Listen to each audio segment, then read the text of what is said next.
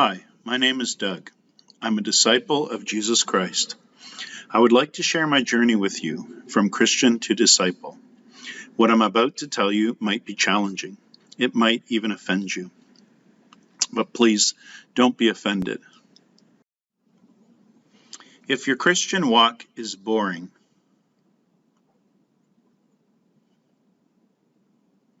you're not doing it right. You see, I used to do church like this. I'd get in a car and I'd drive to a building each Sunday.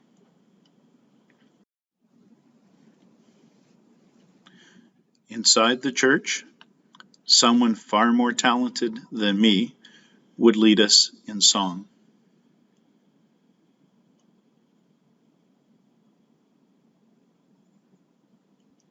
Next, the pastor, who is a far better speaker than me, would preach from the Bible.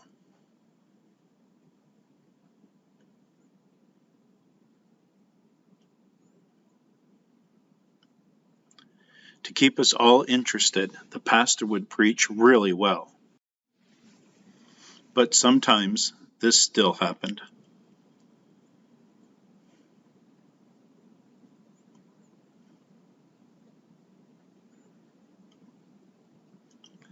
Twice a year, the pastor would baptize a few people. And we would watch and clap.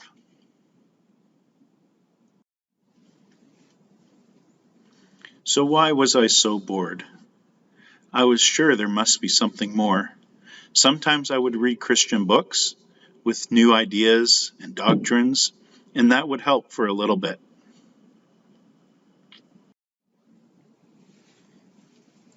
Or I would go to conferences hoping to catch a special anointing. I would stand in line to get impartations. But my Christian life didn't change. Why? What was wrong? Didn't God want to use me? So I decided to read the Bible again to see what my Christian life should look like. Jesus didn't spend much time inside the four walls. He spent 90% of his time teaching 12 disciples, while they walked and ate and just spent time together.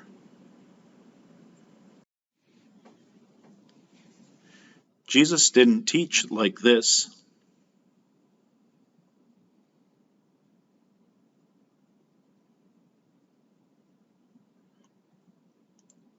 He taught like this.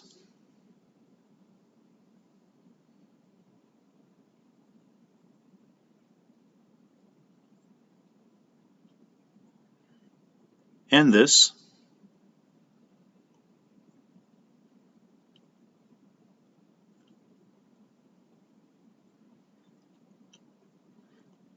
And this.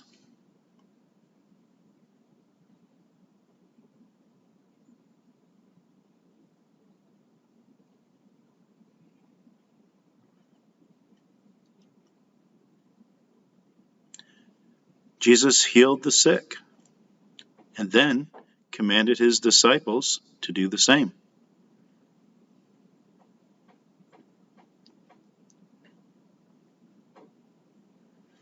Jesus cast out demons, and then commanded his disciples to do the same.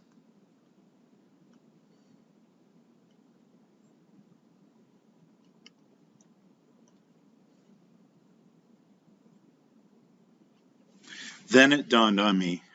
I was a spectator. I had spent the last 30 years spending 95% of my time inside four walls, impacting very few people. But Jesus taught us to be doers of the word. Being a disciple wasn't supposed to be boring. This was the moment I began to change. Jesus spent 90% of his time teaching 12 disciples. Sure, at times he taught the crowds, but 90% of the time we see him investing in 12 disciples. Why? Are you starting to see a different model?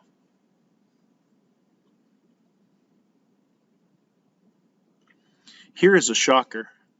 Jesus never called any of his followers Christians. He called his followers disciples. Here's an interesting fact. Christian appears only 3 times in the Bible. Disciple appears 273 times in the King James Version of the Bible. So what's the difference between a Christian and a disciple?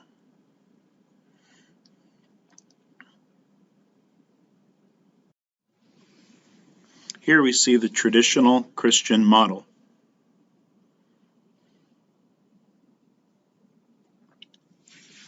Here we see discipleship and how it grows. Now watch what happens as more and more generations come into being. If everybody just makes 3 disciples, in fact, if 200 disciples made 3 disciples each year, it would only take 17 years to reach the entire planet for Jesus. Church attendance has declined at a shocking rate. Churches all over the world are being converted to mosques. Look at this great decline over the past 60 years. It's going to 0. 500 churches in the UK were closed, while 423 mosques were built. We are being taken over, folks. The bad news is the current model isn't working. The good news is Jesus gave us a different model. So what's a Christian? Here's dictionary.com's top definition.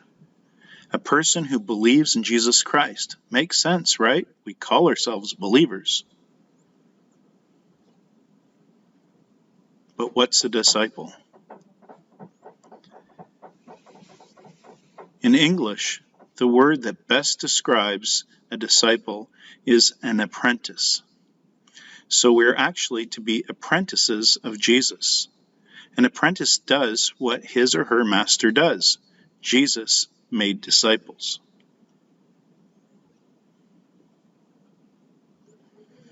Jesus said, "Go, make disciples," in the Great Commission. Then just before Jesus ascended, he commanded you and I to make disciples. Therefore, go and make disciples of all nations, baptizing them and teaching them to obey everything I have commanded you. I like to say it this way: live as a disciple, making disciples. You have most likely heard the phrase, "We are the church." But what does that really mean? Let me give you an example of what my Thursday now looks like.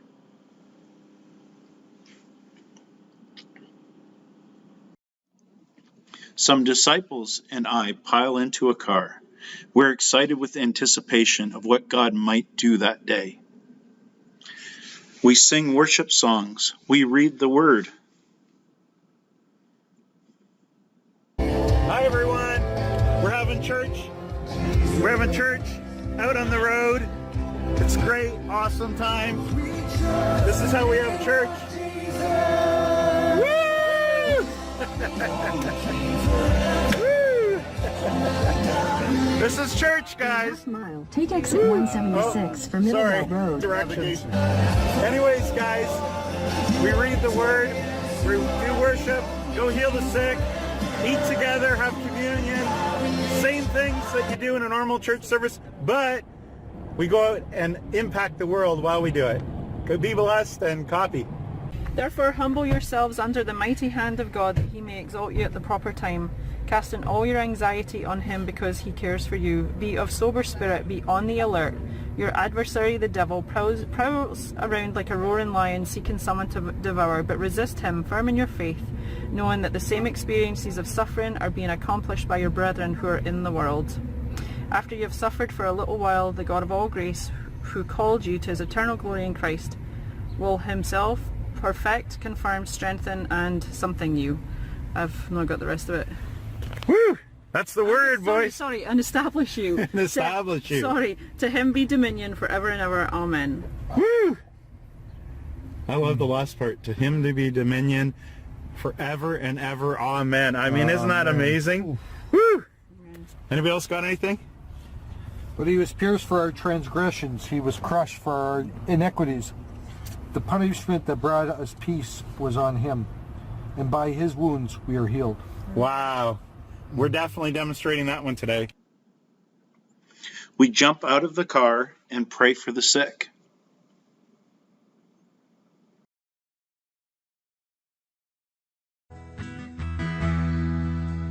What are you gonna do with a God like this? What are you gonna do? What are you gonna do with a God like this? So big and beautiful. Nope. What happened? That's so awesome. All kingdom go. Yes. And now let's move it a bit. Let's tell me what you feel. No, that's not real. That's not real. Yeah. Is it gone? It's gone. You're lying. You're lying. You're lying. You're lying. It's No? gone. That's real. Yes, it. Yeah. It's gone. Yeah, you're going. Not You real. have faith. That is not real. Tears go right now. In the name of Jesus. Go. Feel that? Now, be honest, Rachel. You can be totally honest. Do you feel anything happening in your knee? I know this is crazy. As crazy as it sounds, what do you feel anything happening in your knee? What? What? Do it still hurt? What'd you say? No, it don't hurt. It don't hurt. So wait, what's happening right now? Tell me. You're making me sweaty. Oh my God! What happened? Jesus. Do it hurt? No! What? She's not limping. Did you just saw how she was walking before, right? She was straight limping. What? Hey, Rachel, can you walk? Take a couple steps towards me. You're not limping anymore. Wow. You like serious? I'm dead serious. Hi, I'm Doug, and I'm here with Ken. And Ken, you had some hardware here. Yep. And you said you had torn your hamstring? Hamstring and quadricep. Okay, and so now, can you show us what you can do now? I can walk without my crutch. Wow, look at that. Limping. I've still got a limp because it's Habit? habit. Yeah. It's been 6 weeks Wow. limping, and Yeah. suffering getting out of the car. Yes. I was debating whether to walk up there or not. Yeah. And check your And arm now. The shoulder is much better. Yeah. And the leg. The leg is great. Yeah. Look at this. Look, let's do it again. Do it crazy. again. That's Yeah. crazy. It's crazy. Yes. Oh, you're awesome. It's God. God It's is awesome. Jesus. I agree. Jesus. Jesus Yeah. is awesome. In the name of Jesus. In the name of Jesus. Right now. Now just wait. Don't do anything. Now, do you feel a sensation in your ankle right now? I feel some sort of an energy, but That's the Holy Spirit. I'm still skeptical though. That's okay. You can be Okay, skeptical. okay. Just wait for a second. Tell me when that sensation stops. I felt another wave. Thank you, Holy Spirit. I just felt something. You felt something? I felt something. Yeah, I felt something. Okay. Now, as crazy as it seems, I want you to move your leg around and check your pain level. That's pretty crazy. Wow. Okay, what's your pain level now? Uh, Whoa, he's jumping. wow. I'm doing it on one foot. That's amazing. Wait, do What that did again. You do? What did I you want- do? What did I do? What did you do? I just prayed. That's Jesus. Amen. Wow. That's amazing. I'm not even joking. Yeah. I'm not even joking. That's there any- crazy. Yeah, that's- You know what? Hold it for a sec. What? Hold my arm. I don't litter, but I don't even need that anymore. He just threw it away. Look at him. Barefoot. Wow. Yeah, Jesus. Can't wait to get baptized. He's getting tomorrow. baptized tomorrow morning, 9 a.m. Wow. Guys, you can do this too. If you've got Jesus, if you've got the Holy Spirit, you've got everything you need to go and begin to pray for the sick. We share the gospel. Right leg, grow in Jesus' name. Come out. More. More. More. See, come out. Look. Look, look, look. Come out. Come out. Come out. Come out. Come out. Come out. Whoa, stop. Stop. Stop. Stop. In Jesus' name. I'm about to leave. What just happened, bro? Now check your back. What has happened, man? Did you see it? Okay. Give testimony. Did you see it grow? Yes. Was it legit? Yeah. Legit, bro. So listen, that was Jesus Christ. We're disciples of Jesus. He's real. He loves you, and he wants a relationship with both of you. That's it, bro. That's the message. You ever heard of the message of the gospel before? Man, I'm itching, bro. I ain't gonna lie, I feel weird. Yeah, because you never felt the Holy Spirit before. That's the Holy Spirit you're feeling. You're feeling the presence of God right now. Like, it's a weird feeling, but it's a good weird feeling. Yeah, a good weird feeling. So that is the Holy Spirit you're feeling. So he sent me here to tell you this. Jesus Christ died on the cross for your sins. Every one of us has sinned. I've sinned. Everyone's sinned. But he wants a relationship so bad, he sent his son, Jesus Christ, to die on the cross for you and I so that we can be brought back to him. He wants to take all your sin and take it on himself and leave you scot-free. Does that sound like a good deal? Good deal. Great Yeah, deal. okay. So here's in Acts chapter 2, I'm just going to be 2 seconds here. Acts chapter 2, they asked Peter, you know Peter in the Bible? They always make jokes about him at the pearly gates and all that. That Peter? Yeah. So they asked Peter, what do we need to do to be saved? And he said this. He said, you have to believe, but I think you guys believe all of a sudden. So now you believe. So you have to repent. That's ask Jesus to ask for your forgiveness and choose to follow him. Leave your old life behind, be baptized, and you'll receive the gift of the Holy Spirit. Would you guys like to ask Jesus to forgive you of your sins? Yeah, we can. I kind of already do that. Yeah? I'll be sinning a lot, but Yeah. Well, God's calling you in. Those are the steps you need to do. I'm not here to push you into anything because we show the power of God. It's your responsibility now. What are you going to do with that? We baptize people into Jesus. I got baptized. They casted a lot of things out of me, and I've just been so free. I don't struggle with it anymore. It tried creeping back a little bit, but I was like, nope, you have no rights anymore, and I know you don't. So, I just told it to go once, and it's never come back. Now I feel like, now I know that I have the authority. I know that I'm a daughter of the King. Okay, Samantha, Delilah, and Christopher. Okay, and so Delilah was originally going to get baptized, but now Christopher, what happened when we were talking? I felt compelled to get baptized, but I really wanted to take another step on coming closer to God with my stuff. Okay, and so how did you, Samantha and Delilah, how did you guys meet? At Olive Garden. When we went out to to pray for people, we went to Olive Garden after to disciple, and we had this lovely woman, Delilah, as our waitress, and we asked her if she had any pain, and she did, so we prayed for her back, and Jesus healed her. So, and then we talked to her about being baptized, and she said that's what she wanted to do, so here she is. We need to walk to the river. We need to die in the water. And then we rise with the Lord. And every sin will be washed away. We need to walk to the river. Oh, we'll be washed away.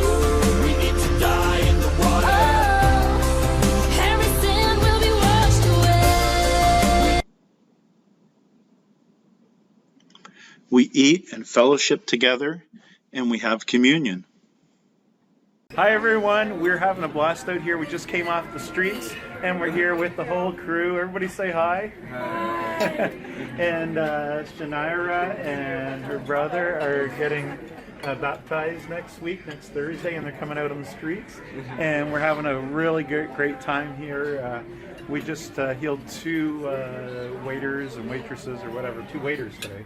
And we grew a leg out. It was like surgically removed. Oh, and the chef got healed too. Say hi. How you doing? Hey, what happened to your ankle? My ankle has no pain anymore. So we're just enjoying being normal Christians. And so come out and be a disciple, do this, and God bless. Notice we are doing all the elements that you would find in a church service, but we're outside the four walls, impacting the world. Hardly a day goes by without a miracle or a baptism or a deliverance. I am no longer a spectator, sitting inside four walls each week, impacting almost nobody. I'm no longer bored. I don't pray for revival. I am revival to everyone I meet. We are the church.